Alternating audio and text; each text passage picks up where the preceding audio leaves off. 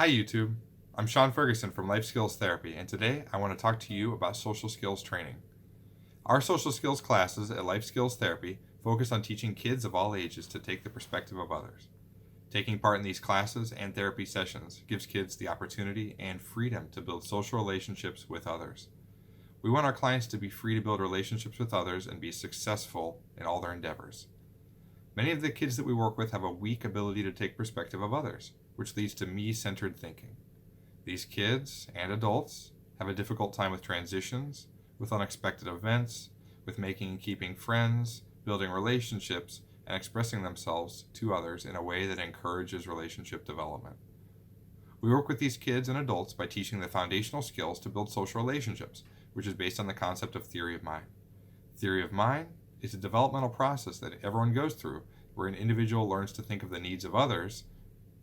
Teaching theory of mind is the foundation to giving children the freedom to build relationships. We teach theory of mind in fun social classes and individual sessions.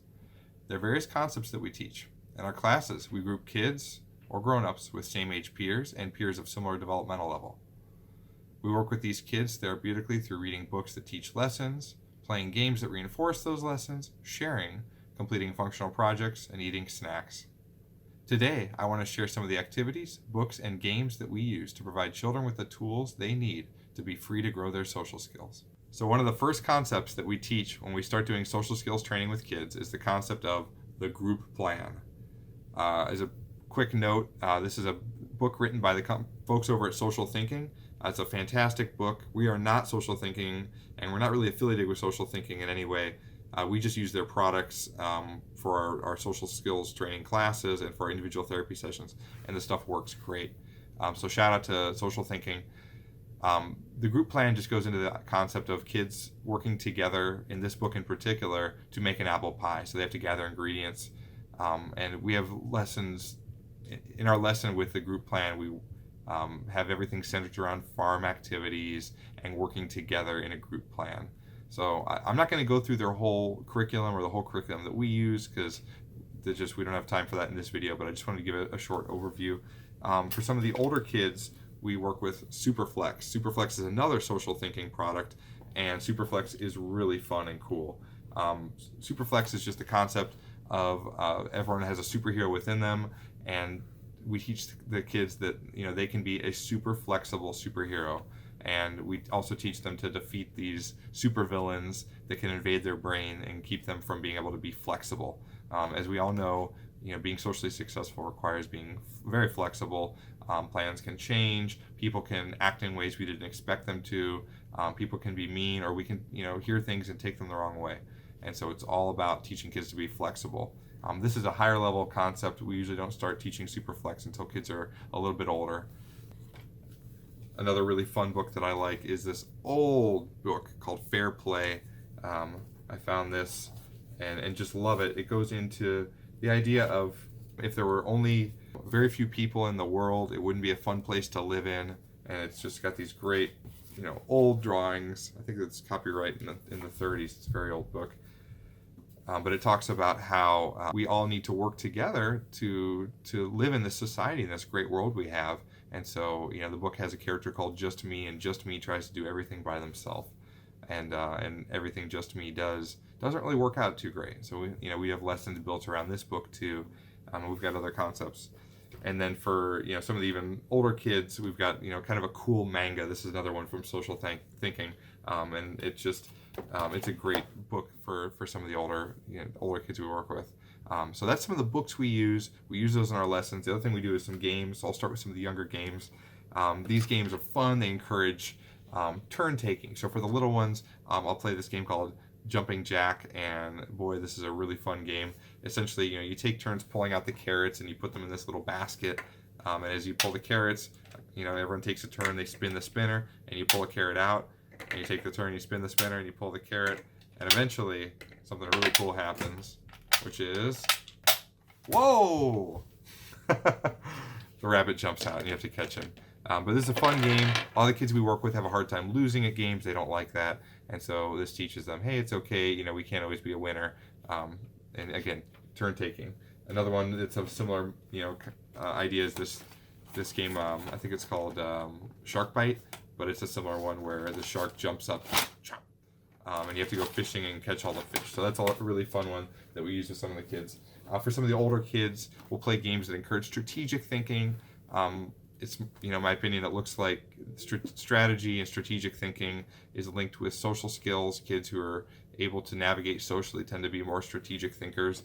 And so this is one really fun game called Dragonwood, and this has dice. You work together to defeat dragons. A lot of fun. So some of the games are cooperative, some of the games are competitive. Another really fun one. We all know Monopoly, and so anything superhero centered is a lot of fun.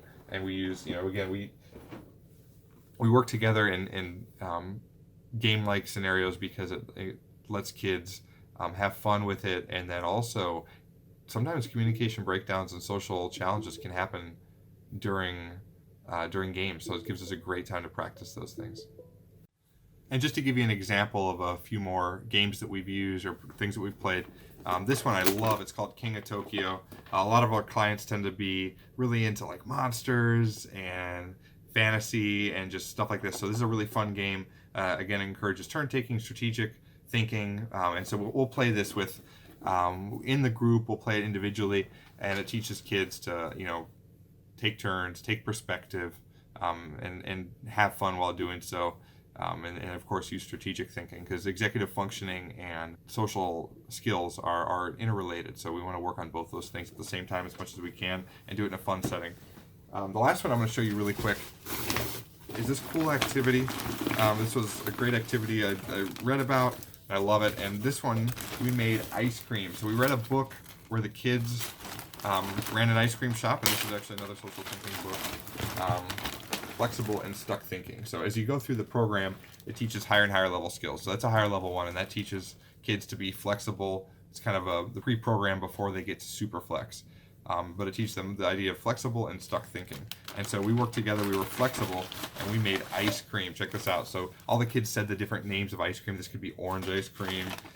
This could be mint chocolate chip. We had some blueberry ice cream. And we have toppings, and we have sprinkles, and we have all these things. But it was all with buttons and different things. So the kids had to be flexible and pretend that the ice cream was ice cream. And then, we had a lot of activities centered around that. The kids had a lot of fun with that. So in my experience working with the kids in the group, they've all been learning perspective taking. They've all been carrying over these behaviors more at home. Parents are able to use the same language at home because we provide strategies to parents and language to parents through the form of carry home activities and family letters. And so it makes a really big difference. So if you're on the fence about social skills training for your kid, go ahead and give us a call. We'd love to help you guys out. We'll start with an evaluation, and then we'll get set up with some therapy in the group and therapy at home. And many of the kids that we work with have really high science smarts. They've got really high math smarts, and they're more challenged when it comes to their social smarts. And so we just teach them to build those social smarts so that they can build relationships and have the freedom to participate actively in this wonderful world we live in. A lot of these kids can be really successful, and we want all our kids to go on and have great careers, to have families if they, if that's what they want, and to build the life that they want. So these classes are the foundation for that. Thanks, and have a great day.